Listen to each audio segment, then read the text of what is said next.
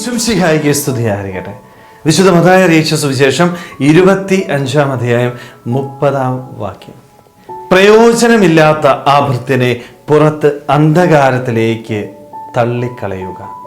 താലന്തുകളുടെ ഉപമയിലെ ഒരു വചനഭാഗമായത് അല്ലേ? എന്താണ് ഈശോ പറയുന്നത്? കൊടുത്ത താലന്ത് ഉപയോഗിക്കാത്ത വ്യക്തിയെ പുറത്തെ അന്ധകാരത്തിലേക്ക് വലിച്ചെറിയാനായിട്ട്. സ്നേഹമുള്ളവരെ, പലപ്പോഴും എൻ്റെ ഈശോ എന്നോടും ഇത് പറയേണ്ടതായിട്ട് വരുന്നുണ്ടോ? പ്രയോജനമില്ലാത്ത ഭൃത്യൻ. സ്നേഹമുള്ളവർ, നമ്മളെ കൊണ്ട് ആർക്കെങ്കിലും പ്രയോജനമുണ്ട്? ഇടയ്ക്കൊന്ന് ചിന്തിക്കണം കേട്ടോ.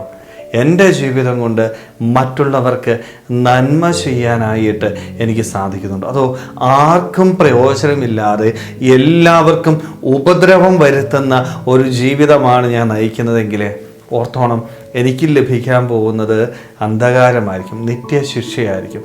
മറിച്ച് ഞാൻ ഈ ഭൂമിയിൽ ജീവിച്ചിരിക്കുന്നിടത്തോളം കാലം മറ്റുള്ളവർക്ക് നന്മ ചെയ്യാനായി, എൻ്റെ ജീവിതം മറ്റുള്ളവർക്ക് പ്രയോജനപ്പെടുത്തുവാനായിട്ട് പറ്റണം.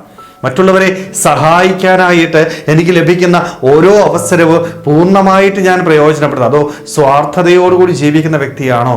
ആർക്കും പ്രയോജനമില്ലാതെ നമ്മുടെ കാര്യം മാത്രം നോക്കി ജീവിക്കുന്ന ഒരു വ്യക്തിയാണ് എങ്കിൽ ദൈവസന്നിധിയിൽ എനിക്ക് വിലയില്ലാതായി പോകുമെന്ന് നമുക്ക് തിരിച്ചറിയാനായിട്ട് പറ്റണം.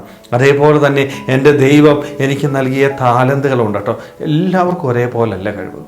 ഓരോരുത്തർക്കും ഓരോ താലന്ത് ദൈവം നൽകിയ. പക്ഷെ എനിക്ക് ലഭിച്ച താലന്ത് ഞാൻ പൂർണ്ണമായിട്ട് അത് വർദ്ധിപ്പിക്കാനായിട്ട് പറ്റുന്നുണ്ടോ?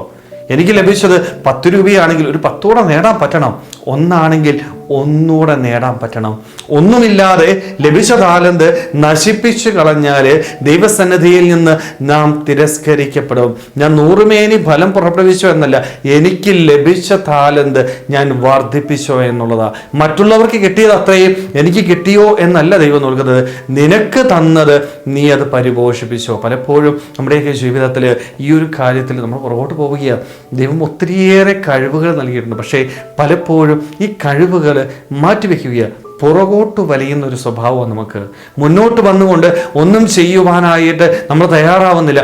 എല്ലായിടത്തിൽ നിന്നും മാറി നിൽക്കുന്ന വ്യക്തികളായിട്ട് നമ്മൾ മാറുകയാണ്. സ്നേഹമുള്ളവരെ, ഇങ്ങനെ മാറി നിൽക്കുമ്പോൾ ഒന്ന് ഓർത്തോണം, ദൈവമാ നിനക്ക് ഈ കഴിവ് നൽകിയിരിക്കുന്നത്. ദൈവം തന്ന കഴിവ് നീ വർദ്ധിപ്പിച്ചില്ല എങ്കിൽ ദൈവസന്നിധിയിൽ നിന്ന് നീ മാറ്റി നിർത്തപ്പെടും. അതുകൊണ്ട് നമുക്കൊക്കെ ഒന്ന് ആത്മശോധന ചെയ്യാം. നമ്മുടെ ജീവിതത്തിൽ ദൈവം തന്ന കഴിവുകൾ വർദ്ധിപ്പിക്കുവാനായിട്ട് ഞാൻ പരിശ്രമിക്കും. അതോ ദൈവസന്നിധിയിൽ നിന്ന് മാറി നിൽക്കുന്ന ഒരു വ്യക്തിയാണോ ഞാൻ? അതേപോലെ തന്നെ എൻ്റെ ജീവിതത്തിൽ ഒരിക്കലും മറ്റുള്ളവന് ദ്രോഹം ചെയ്യാതെ മറ്റുള്ളവന് പ്രയോജനമുള്ള ഒരു വ്യക്തിയായിട്ട് വളരാം. മറ്റുള്ളവർക്ക് ചെയ്യാൻ പറ്റുന്ന നന്മകൾ പൂർണ്ണമായിട്ട് ചെയ്തു കൊടുക്കുവാനായിട്ട്, എല്ലാവരെയും സ്നേഹിച്ചുകൊണ്ട് സന്തോഷത്തോടുകൂടി ഒരുമിച്ച് സ്വർഗരാജ്യത്തെ ലക്ഷ്യമാക്കി യാത്ര ചെയ്യുവാനായിട്ട് നമുക്ക് ഓരോരുത്തർക്കും ആത്മാർത്ഥമായിട്ട് ആഗ്രഹിക്കാൻ ശ്രമിക്കുക. ദൈവം നമ്മളെല്ലാവരെയും സമൃദ്ധമായിട്ട് അനുഗ്രഹിക്കട്ടെ. ആമേൻ.